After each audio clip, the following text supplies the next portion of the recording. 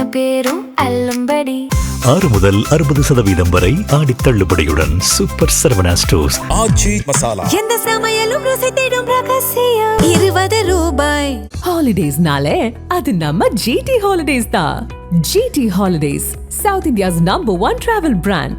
You know you are special when you're with GT Holidays. தேர்தல் பிரச்சாரத்தை துவக்கியது முதல் இன்று வரை பாஜகவுக்கு எதிராக ஒரு வார்த்தையை கூட பேசாத விஜய் மோடியின் மனசாட்சியாகவே ஆட்சி நடத்துவதாக பலரும் கருத்து தெரிவித்து வரும் நிலையில் தற்போது நடக்கும் சம்பவங்கள் அதை உறுதிப்படுத்துவதாக கூறுகின்றனர் அரசியல் நோக்கர்கள். வட மாநிலங்கள் பலவற்றில் வெற்றி பெற்று மத்தியில் 3வது முறையாக ஆட்சியை தக்க வைத்துக் கொண்டிருக்கும் பாஜகவின் பொலிட்டிக்கல் அஜெண்டாவே காஷ்மீர் முதல் கன்னியாகுமரி வரை அனைத்து மாநிலங்களிலும் பாஜகவை வெற்றி பெற வைப்பதுதான். ஆனால் தமிழகத்திலோ அதன் கனவு காணல் நீராகவே ஆகியது. இதற்கு முக்கிய காரணம் திராவிட கட்சிகளின் ஆதிக்கம்தான் என கருதுகிறது பாஜக. எனவே நோய்க்கிருமியை போன்ற ஆன்டிபயோட்டிக் மருந்தை உடலுக்குள் செலுத்தி வைரஸை ஏமாற்றி அதை கொன்று அழிப்பதை போல அதே திராவிட முகத்தோடு வேறொரு கட்சியை உருவாக்கி அதன் மூலம் முதலில் தமிழகத்தின் பெரும்பாலான மக்களின் ஆதரவை பெறுவது, அதன் பிறகு திராவிட கட்சிகளை ஒவ்வொன்றாக அழிப்பது என்ற மேஜர் திட்டத்தோடுதான் விஜய் களமிறக்கப்பட்டிருப்பாரோ என சந்தேகத்தை கடந்த 2 ஆண்டுகளுக்கு முன்பே எழுப்பினர் சில அரசியல் பார்வையாளர்கள். அவர்களின் கணக்குப்படியே பெரியார், அண்ணா, எம்ஜிஆர் பெயரை சொல்லிக்கொண்டு திராவிட கட்சிகளுக்கு மாற்றான திராவிட கட்சி போல் தொடங்கப்பட்ட தமிழக வெற்றிக் கழகம் முதல் தேர்தலிலேயே அதிரடி எழுச்சியோடு ஆட்சியையும் பிடித்தது. தற்போது திராவிட கட்சியான திமுக கூட்டணியில் இருந்து வெற்றி பெற்ற கட்சிகள் பலவும் தாவேகாவுக்கு ஆதரவளித்தது. திமுக தனிமரமாக நிற்கும் நிலையில் அதிமுகவை கரைக்கும் வேலையும் கனக்கச்சிதமாக நடந்து வருகிறது. அதே நேரத்தில் பிற கட்சிகளின் தயவால் ஆட்சியை தக்க வைத்துக் கொண்டிருப்பது எந்த நேரமும் தலைக்கு மேல் தொங்கும் கத்திதான் என்பதை உணர்ந்த தாவேகா இடைத்தேர்தல் மூலம் தேவையான எம்எல்ஏக்களை பெற்று மெஜாரிட்டி பலத்தோடு ஆட்சி அமைக்க முடிவு செய்துள்ளதாக கூறப்படுகிறது. தற்போது அதிமுகவின் முன்னாள் அமைச்சர்கள், எம்எல்ஏக்கள் என பெரும்பாலான முக்கிய நிர்வாகிகள் கூட்டமாக தாவேகாவில் ஐக்கியமாகி வரும் நேரத்தில் இடைத்தேர்தலில் குடைச்சலை கொடுக்கப் போவது திமுக மட்டும்தான். எனவே திமுகவில் முக்கிய புள்ளிகள் பலரையும் சிதறவிட்டு இடைத்தேர்தல் வெற்றியை இப்போதே உறுதி செய்வதற்கான ஆயத்த வேலைகளை தாவேகா தொடங்கிவிட்டதாக கூறுகின்றனர் பனையூருக்கு நெருக்கமான சிலர். அதன் வெளிப்பாடுதான் திமுகவின் முக்கிய புள்ளிகளை குறிவைத்து ஏவப்படும் மிமிக்ரி ஆடியோ அம்புகள் எனவும் கூறுகிறார்கள். இது குறித்து நம்மிடம் பேசிய அவர்கள், தேர்தல் நேரத்தில் அரசியல் எதிரி திமுக, கொள்கை எதிரி பாஜக என கூறி ஆட்சியை பிடித்த பிறகு பாஜகவின் பிரதிநிதியாகவே விஜய் ஆட்சி நடத்தி வருகிறார் என்பது சொல்லி தெரிய வேண்டியதில்லை. ஒரு பக்கம் அமைச்சரவையில் இஸ்லாமியர்களுக்கு இடம் கொடுத்துவிட்டு மறுபக்கம் அவர்களுக்கு எதிராகவே காய் நகர்த்தப்படுகிறது என்பதை இஸ்லாமியர்கள் நன்கு அறிவார்கள். இது அரசியல் ரீதியாக நடைமுறைப்படுத்தப்படும் நேரத்தில் ஏற்கனவே மகாத்மா காந்தி 100 நாள் வேலைவாய்ப்பு திட்டமாக இருந்தபோது மத்திய அரசால் ஒதுக்கப்பட்டதை விட 1/3 பங்கு நிதிதான் ஒதுக்கப்படும் என்பதால் திமுக அரசால் பலமாக எதிர்க்கப்பட்ட விபிஜி ராம்ஜி 125 நாள் வேலைவாய்ப்பு திட்டத்தை எதிர்ப்பே இல்லாமல் நடைமுறைக்கு கொண்டு வந்துவிட்டது விஜய் அரசு.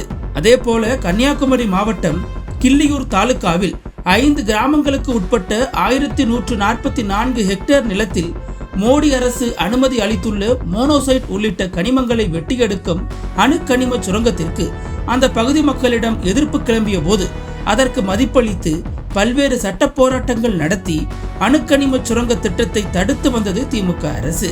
அதற்கான அனுமதி ஜூன் 26 அன்று முடிவடைய இருந்த கடைசி நாளில் இந்தியன் ரேர் எர்த் லிமிடெட் நிறுவனத்திற்கு வழங்கப்பட்டிருந்த அந்த அனுமதியை சத்தமே இல்லாமல் 1 வருடத்திற்கு நீடித்திருக்கிறது விஜய் தலைமையிலான தாவேக அரசு. இதையெல்லாம் பார்க்கும்போது மோடியின் பிரதிநிதியாகவே தமிழ்நாட்டில் ஆட்சி நடத்தும் விஜய் வட மாநிலங்களில் நடந்தது போல அடுத்த கட்சியை உடைத்து தனது கட்சியை பலப்படுத்தும் பாஜக எடுக்கும் அதே அஸ்திரங்களை அரசியல் ரீதியிலாகவும் கையில் எடுத்திருக்கிறார். அதே பாணியில் பொய்யான புகார்களில் எதிர்க்கட்சியான திமுகவின் முக்கிய புள்ளிகளை சிறையில் அடைக்கும் வேலையையும் துவங்கியிருக்கிறது தாவேக. ஏற்கனவே பாஜகவின் மும்மொழி கொள்கைக்கு இந்தியாவிலேயே படு ஸ்ட்ராங்காக எதிர்ப்பு தெரிவித்த முன்னாள் பள்ளிக்கல்வித்துறை அமைச்சரை குறிவைத்து அவதூறு பரப்பி வரும் தாவேக முன்னாள் போக்குவரத்து துறை அமைச்சர் SS சிவசங்கருக்கும் செந்தில் பாலாஜிக்கும் குறிவைத்து விட்டது. போக்குவரத்து துறையில் அரசு வேலை வாங்கி தருவதாக கூறி அப்போது அமைச்சராக இருந்த SS சிவசங்கர் 23 லட்சம் ரூபாய் மோசடி செய்ததாக ஓய்வு பெற்ற SSI சீனிவாசன் என்பவர் மூலமாக புகார் ஒன்றை கொடுக்க வைத்து சிவசங்கர் தன்னிடம் பேசியதாக சினிமா ஆர்டிஸ்ட் ஒருவர் மூலம் மிமிக்ரி செய்யப்பட்ட குரல் பதிவு ஒன்றை ஆவணமாக காட்டி சிவசங்கர் மீது வழக்கு பதிவு செய்துள்ளது தாவேக அரசு. விசாரணைக்கு உடனடியாக ஆஜரான சிவசங்கர் குரல் பரிசோதனைக்கு தயார் என உறுதியாக கூறிவிட்டாலும் வழக்கை காரணம் காட்டியே அவர் அலைக்கழிக்கப்படுவது உறுதி. அடுத்தபடியாக செந்தில் பாலாஜிக்கு மிக நெருக்கமாக, இன்னும் சொல்ல போனால் டாஸ்மாக் விவகாரங்களில் அரசல் புரசலாக பேசப்பட்ட திருநாவுக்கரசு, ரமேஷ், கார்த்தி ஆகியோர் வாக்கெடுப்பின் போது விஜய் அரசுக்கு எதிராக வாக்களிப்பதற்காக ஊத்தங்கரை MLA இளையராஜாவுக்கு 35 கோடி ரூபாய் லஞ்சம் தருவதாக கூறினார்கள் எனவும் செந்தில் பாலாஜி மற்றும் அவரது சகோதரர் அசோக்குமார் ஆகியோரின் அறிவுறுத்தலின்படியே அவ்வாறு கூறினார்கள் எனவும் புகார் கொடுக்க வைத்து அதில் குறிப்பிட்டுள்ள அந்த 3 பேரையும் கைது செய்துள்ளது காவல்துறை. அவர்களின் முக்கிய நோக்கமே அடுத்த வாரம் 10, 11 தேதிகளில் கரூர் துயரச் சம்பவத்தில் உயிரிழந்தவர்களின் குடும்பத்திற்கு ஆறுதல் சொல்வதற்காக அங்கு முதலமைச்சர் விஜய் வரும் நேரத்தில் செந்தில் பாலாஜி கரூரில் இருக்கக்கூடாது என்பதுதான். இதற்காக போடப்பட்டதுதான் MLAவுக்கு விலை பேசினார்கள் என்ற வழக்கு. அந்த குற்றச்சாட்டே எத்தனை அபத்தம் என்பது சாமானியனுக்கு கூட தெரியும். இந்த நிலையில் தாவேக MLA இளையராஜாவிடம் 35 கோடி பேரம் பேசியதாக எழுந்த புகாரில் செந்தில் பாலாஜி அவரது தம்பி அசோக்குமார் மீது ஊழல் தடுப்பு சட்டத்தில் 2 பிரிவுகள் உட்பட 4 பிரிவுகளில் 2ஆம் தேதி வியாழக்கிழமை போலீசார் வழக்கு பதிவு செய்தனர். ஆனால் அதற்கும் கூட தங்களிடம் குரல் பதிவு ஆவணம் இருப்பதாக கூறியிருக்கிறார் அமைச்சர் நிர்மல்குமார். அந்த குரல் பதிவும் கூட சாட்சாத் ஒரு சினிமா கலைஞனின் மிமிக்ரி குரல்தான் என்பதை செந்தில் பாலாஜி அன்கோ உறுதிப்படுத்துவதற்குள் தாவு தீர்ந்துவிடும். இதே பாணியில் திமுகவின் முன்னாள் அமைச்சர்கள் பலருக்கும் குறிவைத்துள்ளது பனையூர் முகாம். பொய்யான புகார்களை கொடுத்து காவல்துறையால் கைது செய்யப்படும் சிலர் மூலம் 164 ஸ்டேட்மெண்டில் திமுக முக்கிய புள்ளிகளின் பெயர்கள் சேர்க்கப்பட்டு இடைத்தேர்தல் வருவதற்குள் அவர்கள் பறக்கவிடப்படுவார்கள். அந்த லிஸ்டில் முன்னாள் அமைச்சர்கள் மட்டுமல்ல, முதலமைச்சர் குடும்பத்தைச் சேர்ந்தவர்களுக்கே மிமிக்ரி அம்பு தயாராக உள்ளது என அதிர்ச்சி அளித்தனர் நம்மிடம் பேசியவர்கள். எதையும் தாங்கும் இதயம் கொண்ட திமுக இதையும் தாங்குமா என்பதை பொறுத்திருந்து பார்க்கலாம். நக்கீரன் டிவிக்கு சப்ஸ்கிரைப் செய்யுங்கள்.